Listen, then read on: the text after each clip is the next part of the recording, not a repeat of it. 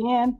Okay, here we go. Here I am, back for another episode. Dr. Tameka Ellington. For those of you that may not know me, I am an educator, speaker, motivational speaker for students, empowerment coach for teachers and parents. And I've been working and doing this for quite some time now. Many of you guys know that I started off my career as a professor in fashion long time ago, and have moved into this motivational space about a year and a half ago or so. I can't believe that it's been that long already when I left the university to do what it is my passion.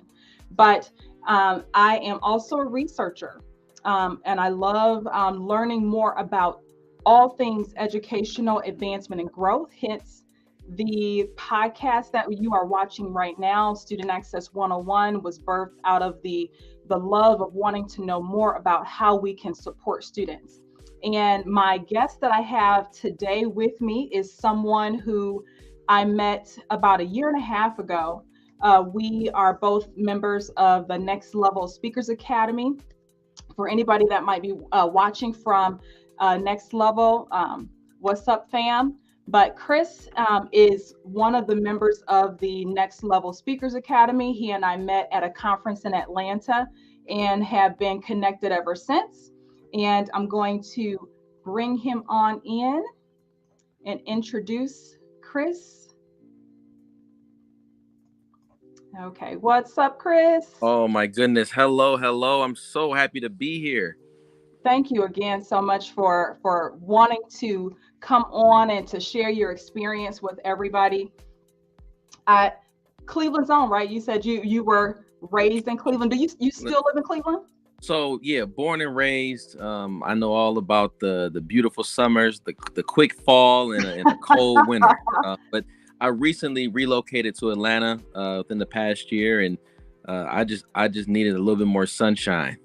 Trust me. I know. And you know what? And if I could leave right now, that's where I would be coming to. Yeah, but I still got a little while. My kids, my youngest son is 10, and so I have to wait until he graduates from high school before I can. Yeah, so I got some time. It's waiting on you, sis. It is. Yes, it is. Yes. All right. So what high school did you go to? I am an alumni of the Great Shaker Heights High School. Are you? Yes, ma'am. Nice.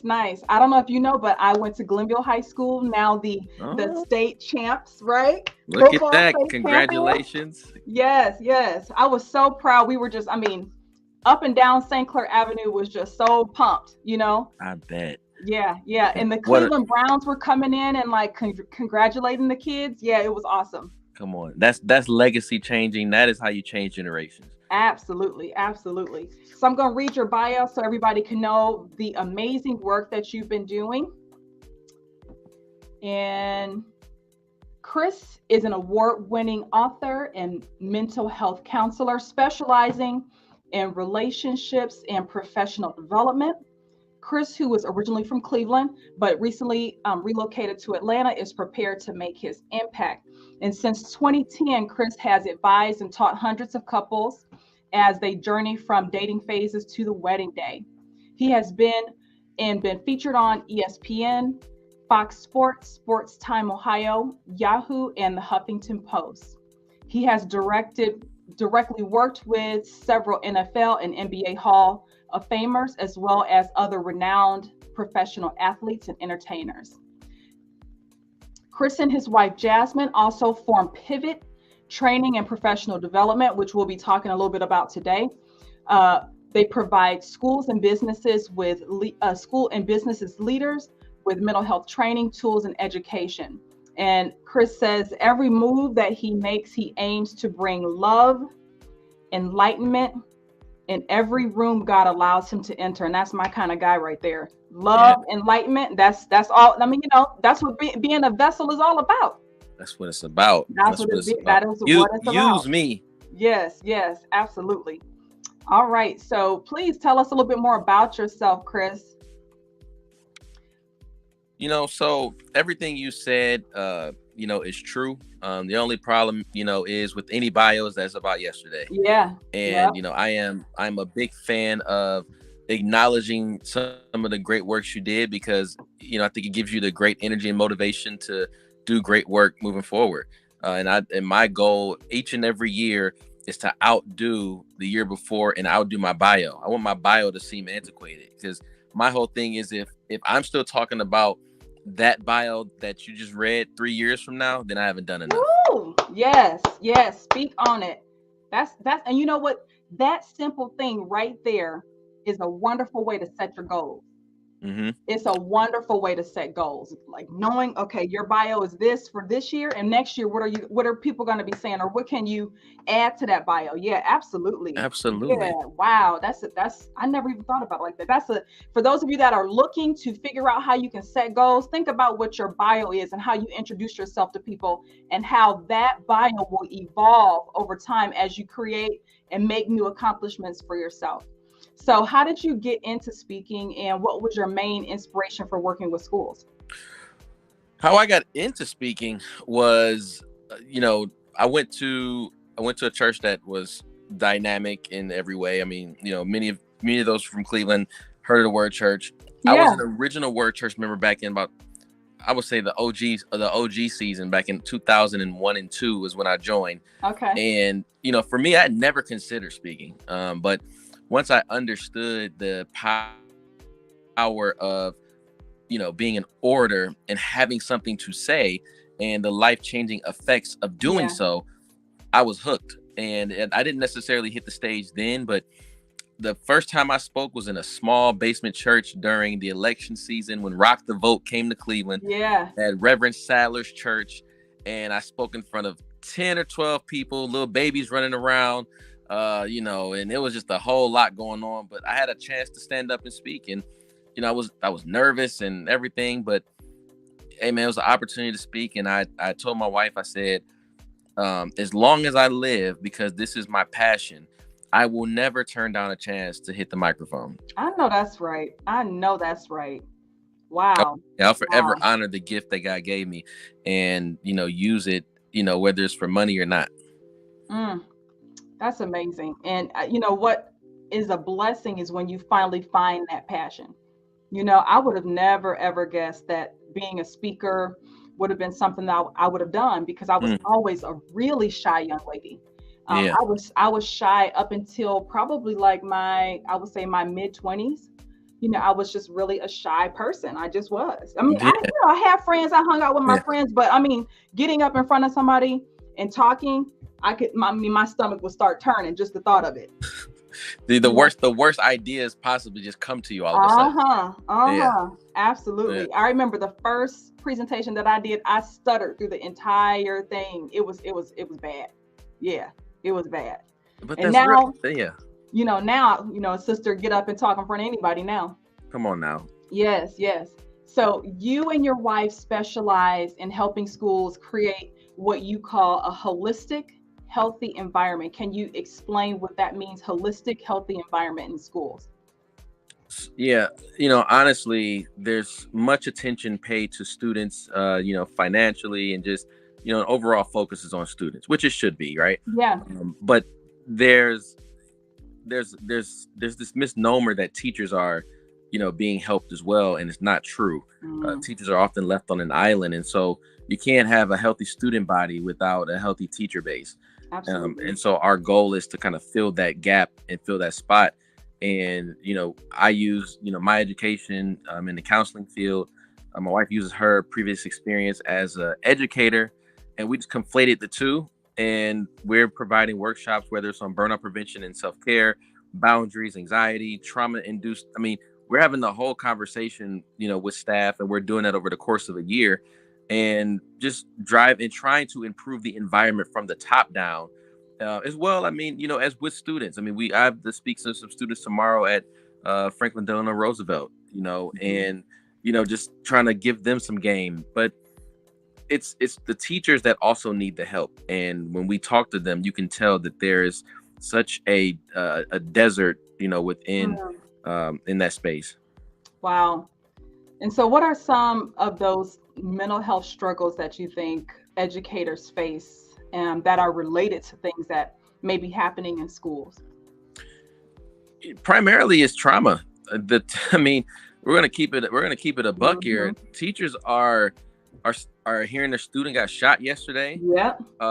They are physically in altercations with their students, Yep. and they look up every 2 weeks and think to themselves, I don't get paid enough for this. Mm-hmm.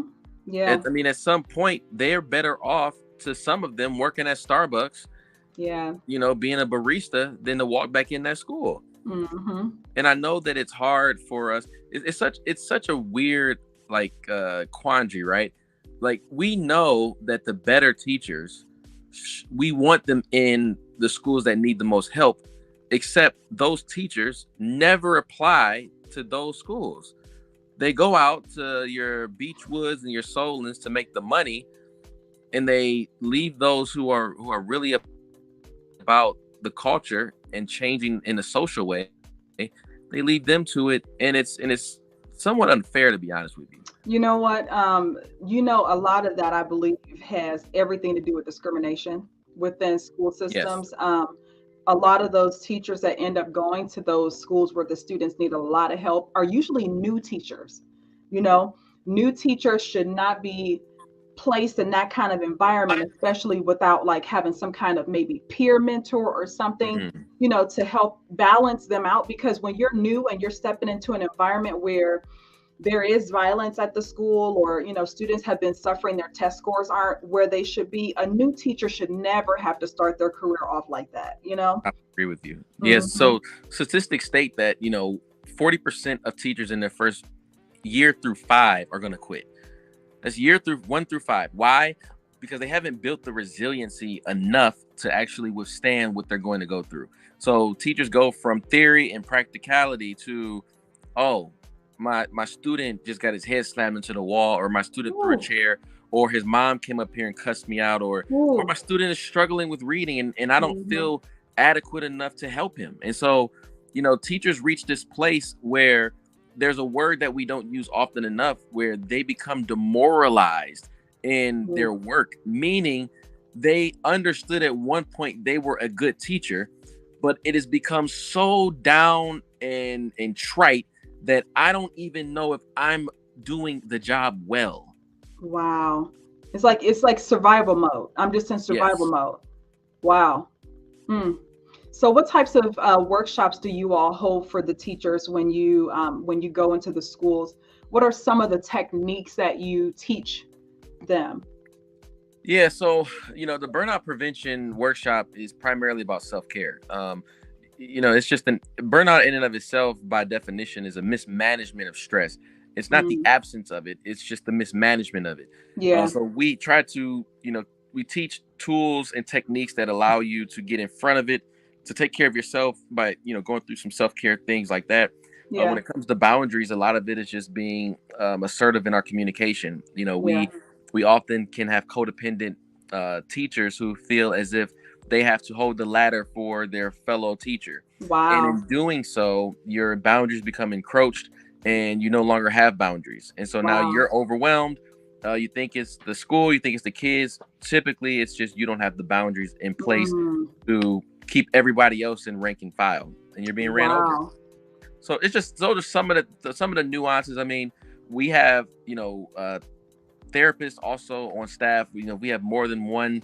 Like, we did 3 workshops in one day a month ago, and so I called on some therapist friends of mine, and they hit the ground and taught on Yeah, certain subjects, and we're open to do one-on-one stuff even after, because we open people up. yeah. We do something that is so so powerful, and it's called stand up for your colleague. And essentially what Mm, they do is they write down, uh it's a list of things. uh I have yelled at a student before out of irritability. I have talked behind another teacher's back. I have thought about mm, suicide. I use mm. drugs to cope. And they have this whole list of like 20 things, and you trade papers around. And if you have a paper in which someone is elected, yes, you stand up, and it represents whatever's going on at that moment in the school. And when I tell you, every single time we're at a school, someone stands up and says, I have thought about committing suicide. Wow, that's powerful. Wow. Yeah. You talk about something called post-traumatic growth. Because I was watching one of your videos, just learning a little bit more about what you and Jasmine do. But what, how would you describe this post-traumatic growth? Because of course you said lots of times the teachers have trauma, right? Yeah. They're dealing with trauma. We all know what post-traumatic stress is for the most part. But what is post-traumatic growth? So post-traumatic growth, of course, like you said, it alludes to the idea, as a contrast to post-traumatic stress disorder, which is an anxiety disorder. Yeah. uh, we know that there's not much that typically we say comes from it, but post-traumatic growth is, listen, out of all of that I went through, I actually learned to use my voice to empower myself. Yeah. Yeah. Like this, through the post idea of whatever trauma I went through, I became a better teammate to my faculty when I thought that I could do it on my own. Uh, Wow. through that, and so it's just the notion that there's a rose somewhere, as the great Tupac said, in the concrete that is going to grow from this. And Mm. so that allows us to operate out of a sense of gratitude. And wherever there is gratitude, there's more longevity in the works. And gratitude in and of itself helps you become resistant, because you are realizing, looking back even 24 hours ago, wow, I'm so grateful I made it through that. And Yeah. because I made it through that, I now can acknowledge I'm not as weak as I thought I was. I tell Woo. everyone, you have made it through 100% of your bad days. Wow. 100%. You thought that day was going to kill you. You had anxiety, you had a panic attack. You actually thought whatever it is, relationally, you thought your husband was going to leave you. Thought the dude was going to come and shoot up your job. Anything. It never happened. You're still sitting here, and all you got to do is just be thankful and operate in gratitude, and that in and of itself will cheer you up. Mm. Wow. What is one piece of advice that you can give to educators who are looking to make their to begin to make their schools this holistic, healthy environment that you all talk about? Reach out to your leadership and ask Pivot to come into your building. I know that's right, bro. You better say it. You better say Right? it. Absolutely. Yes. And Yes. in more practical ways, I mean, it's simply, you all have to band together. Forget the union. I mean, the union is more on the business end. As an enclave, as that building in and of itself, you all have to come together and say, these are the 5 things we need to be effective at our job. Yeah. And we need the late meetings to stop. We need the phone calls after work to stop. I'm not meeting with a teacher if it's not scheduled. I mean, a parent. You have to have an agreement amongst yourselves so that you put things in place as a unit. And if that doesn't work, you better become strong, get some backbone, and do it for yourself. You have a union. Wow. They ain't gonna fire you. They may Wow. dislike you, but they ain't gotta like you to pay you.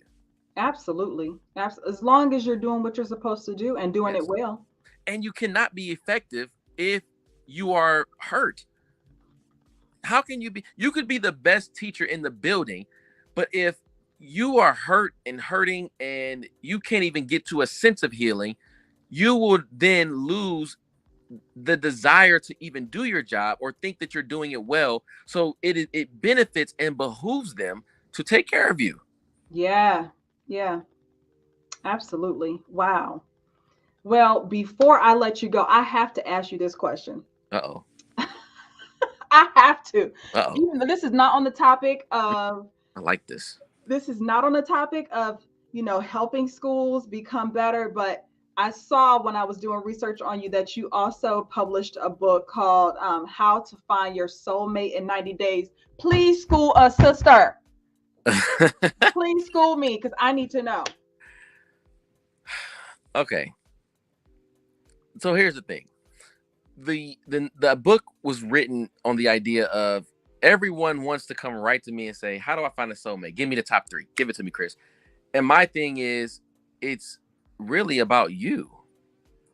How to find a soulmate starts with you. The entire book Absolutely. is laid out in a reverse course that focuses on you, right? Because your permissive or lack of permissive will to protect yourself from the men that you choose, or the environments you're in, is what shapes your dating life. It is not the men, right?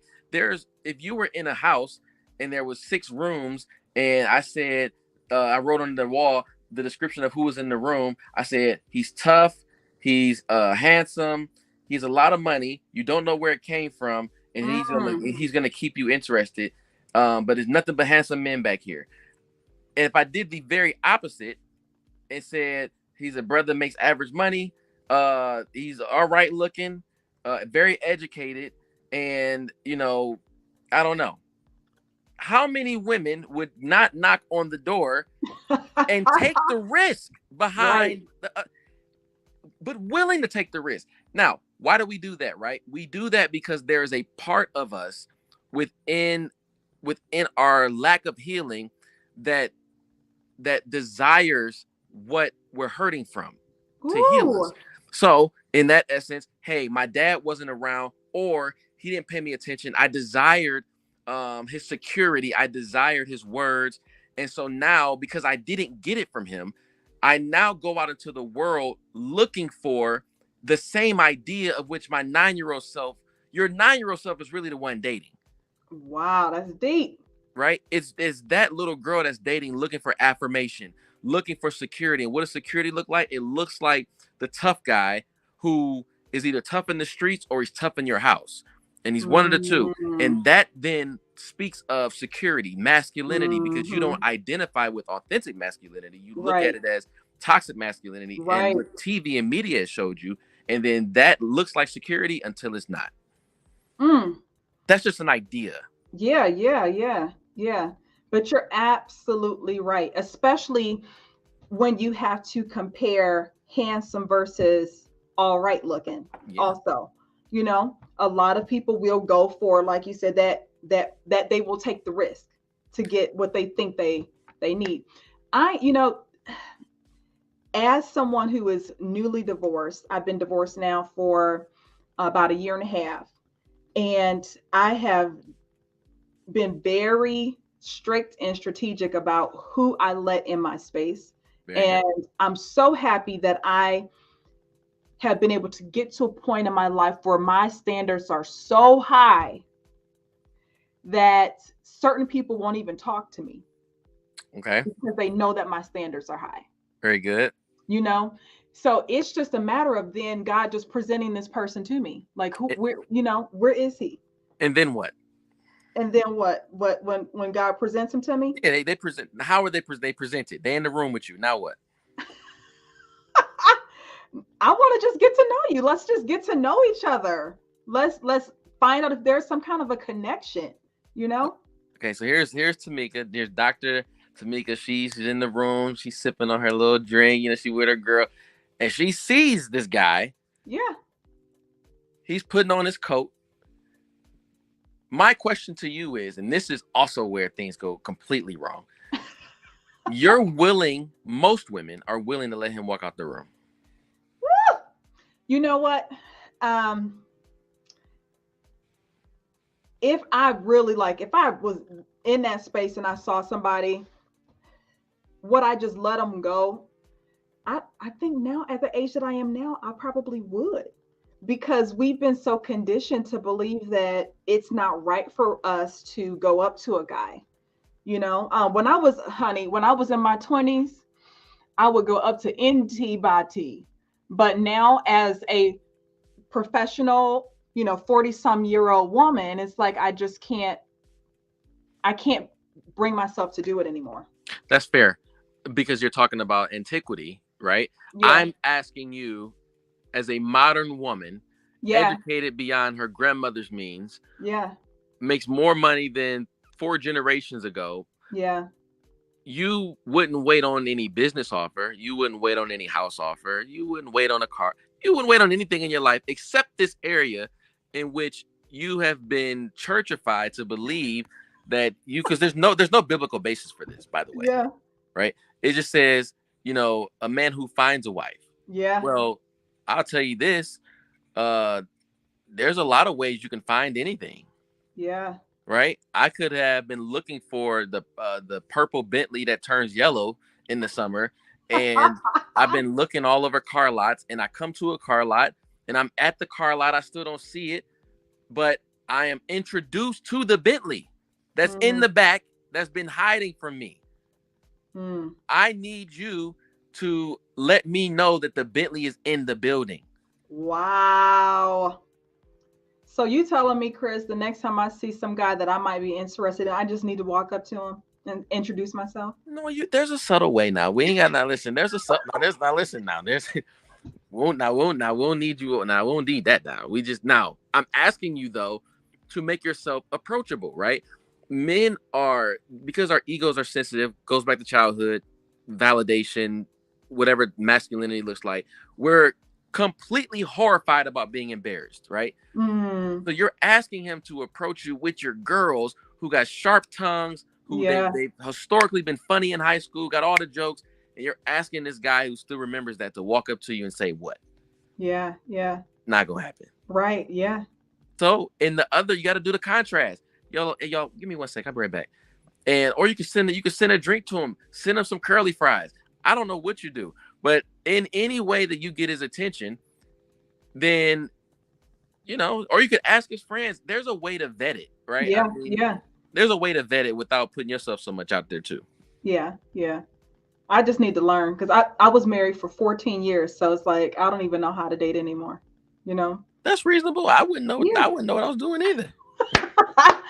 Absolutely. Well, thank you. I appreciate that piece of advice. And once my soulmate come, I will make sure that I let you know how we connected. I want you to look for a friend. Look for a friend. A friend is that creates such a deeper bond than anything else. The friendship, and that friend might be in your life right now. Maybe. You heard? Yeah, maybe. For real. Look at you speaking some prophesying over here. Come on, man. Listen, I ain't new to this. I'm true to this.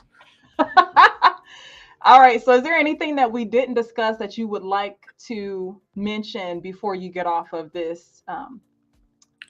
No, my biggest thing is I want people to, of course, do a couple things. One is make sure you're taking care of yourself. We heard, of course, the devastating news of Tretch and, from the Ellen show who, took his life last night, which is absolutely devastating, committing suicide. And, he's 40 years old. Most would think he was on top of the world. But there are people in this world, man, who have the most beautiful smile in the world. And, they're dark inside and things are cold because they feel alone. They're depressed. They don't think there's a way out. Check on your healthy friends. Those who seem like they got everything right in the world. A lot of times they're looking for an outlet and somebody to listen to them. So that's number one. Number two, make sure that y'all continue to check in with Tameka. She is going to shake up the world. I am believing that her 2023 is going to be the place to be for each and every person that wants to be connected to somebody great. I'm telling y'all now that she is just getting started. I'm telling y'all now. Thank and you. I'm saying it now because I want the credit for saying it first. All right. Yes.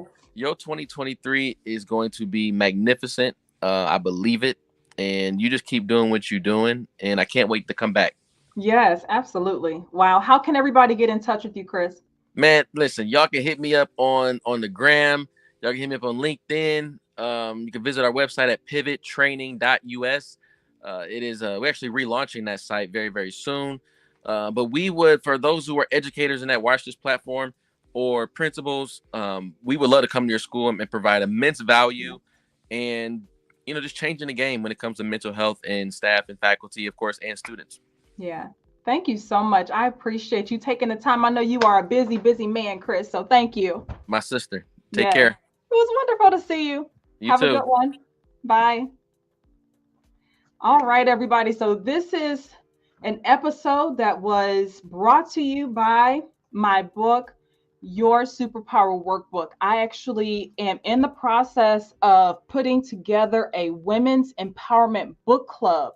And so my birthday is on Friday. The first day for the book club is going to be on Friday on my birthday. And I cannot wait to bring these women all together, allow them to be in a space where they are safe and they can talk about some of these things that they need to use in 2023 to bring themselves into this superpower confidence that is needed, ever so needed, during these times as we maneuver our way through life, and into our goals and dreams. That's really what it's all about, is, finding and living in our goals and in our dreams. And so I would love for ladies to sign up for the book club. The book club is free.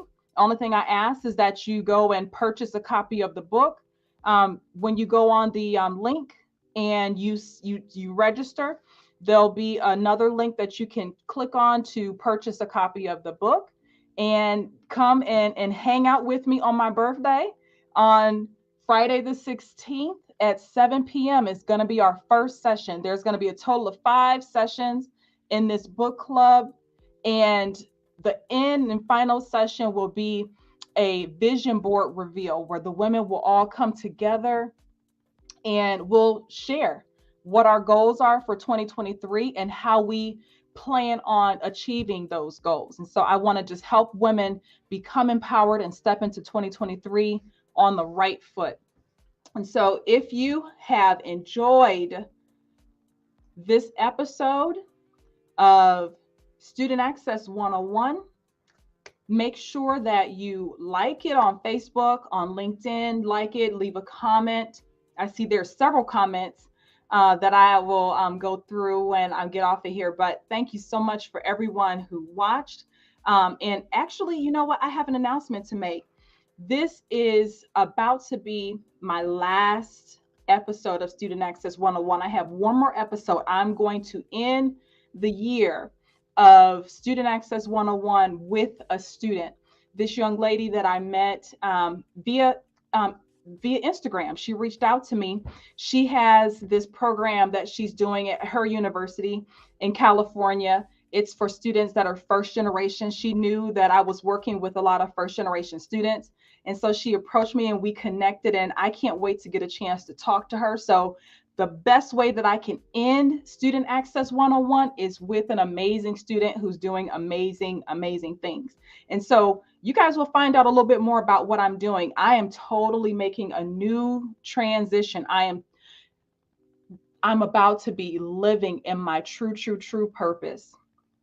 Empowerment is my true purpose, but I'll be living in my true purpose. And there's going to be nothing more better than being able to wake up every morning knowing that I am doing what it is I was purposed to do. And I had a friend of mine ask me, well, why would you start this book club on your birthday? And my response to that person was, when you live in purpose, your work and your play become hand in hand. When you live in your purpose, it's just a way of life. It's a part of who you are. And so there's no better way that I can spend my birthday than to uplift and empower others. There's no better birthday that I can have for myself than spending that time with other women, uplifting them, empowering them, and in the process, me becoming more empowered. So I look forward to those of you that will sign up. Please do. The link is on the screen there. You can see. Please sign up, and we'll be starting on Friday.